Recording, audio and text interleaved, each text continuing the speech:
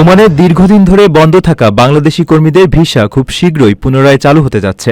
মাস্কাটে বাংলাদেশ দূতাবাসে কৃষি উদ্যোক্তাদের সঙ্গে আয়োজিত এক মতবিনিময় সভা শেষে সাংবাদিকদের প্রশ্নের জবাবে এই আশার বাণী শুনিয়েছেন দেশটিতে নিযুক্ত বাংলাদেশের রাষ্ট্রদূত রিয়ার অ্যাডমিরাল খন্দকার মিসবাহুল আজিম।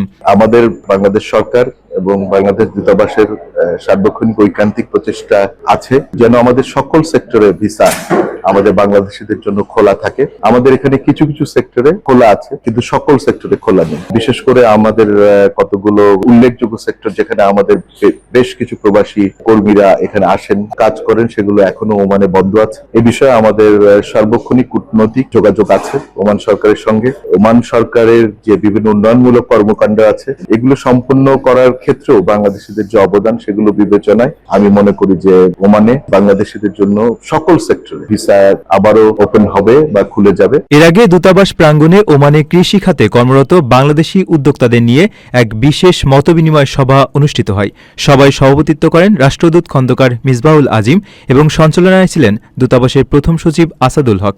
উপস্থিত ছিলেন কৃষি উদ্যোক্তা সিআইপি মোহাম্মদ নাজিম উদ্দিন, নূরনবী ভান্ডারী, বাংলাদেশ সোশ্যাল ক্লাবের চেয়ারম্যান সিআইপি আজমুল হক বাবুল সহ বিভিন্ন অঞ্চল থেকে আসা প্রবাসী ব্যবসায়ীরা। মতবিনিময়কালে দীর্ঘদিন ভিসা বন্ধ থাকার কারণে সৃষ্ট সংকটের কথা তুলে ধরেন উদ্যোক্তারা। কৃষি উদ্যোক্তা নূরনবী ভান্ডারী জানান, দীর্ঘদিনের ভিসা জটিলতা ও কর্মীদের সীমাবদ্ধতার কারণে বর্তমানে অনেক কৃষি প্রকল্প ও বাগান পরিচালনা করা প্রায় অসম্ভব হয়ে পড়েছে। ফলে উদ্যোক্তারা আর্থিকভাবে চরম ক্ষতির সম্মুখীন হচ্ছেন।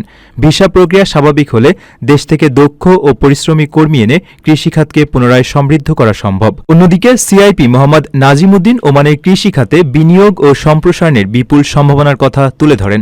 সরকারের প্রয়োজনীয় সহযোগিতা পেলে এই খাতে আরও বেশি বাংলাদেশির কর্মসংস্থান সৃষ্টি করা সম্ভব হবে বলে মন্তব্য করেন তিনি। বন্ধুরা, বর্তমানে আপনারা যে ভিডিওটি দেখতে পাচ্ছেন, ওমানের বর্তমান সর্বশেষ ভিসার আপডেট পরিস্থিতি বলতে গেলে কিন্তু এটাই আমাদের কাছে আছে। এখন পর্যন্ত ওমানের নতুন করে আর কোনো আপডেট ইনফরমেশন কিন্তু এখন পর্যন্ত আসেনি এবং ওমান সম্পর্কে আমরা যতটুকু বিভিন্ন জায়গাতে তথ্য নেওয়ার চেষ্টা করছি, তো যতটুকু আমরা ব্যাপারগুলো বুঝতে পারছি যে ওমানের বর্তমানে আসলে যিনি রাষ্ট্রদূত আছেন তিনি কিন্তু নতুন এবং যার ভিডিওটি আপনারা দেখলেন মূলত ইনি কিন্তু বর্তমানে এখন সাবেক, কারণ বেশ কয়েকদিন আগেই তিনি কিন্তু সেখান থেকে মূলত তাদের যে কাজের যে সময়সীমাটা সেটা কিন্তু ওখান থেকে শেষ হয়েছে। তিনি পরিবর্তন হয়ে এখন কিন্তু নতুন রাষ্ট্রদূত সেখানে নিয়োজিত হয়েছেন। তো বাংলাদেশ থেকে এখন আপনার নতুন করে সেখানে যাওয়ার যে ব্যাপারটা আমরা যেটা দীর্ঘদিন থেকে অপেক্ষা করছি ওমানের যে ভিসা খোলার ব্যাপারে, দীর্ঘদিন থেকে এটা আসলে বন্ধ হয়ে থাকলেও হয়তো অবশেষে এই দেশটার ভিসা খুব শীঘ্রই কিন্তু খুলতে চলেছে।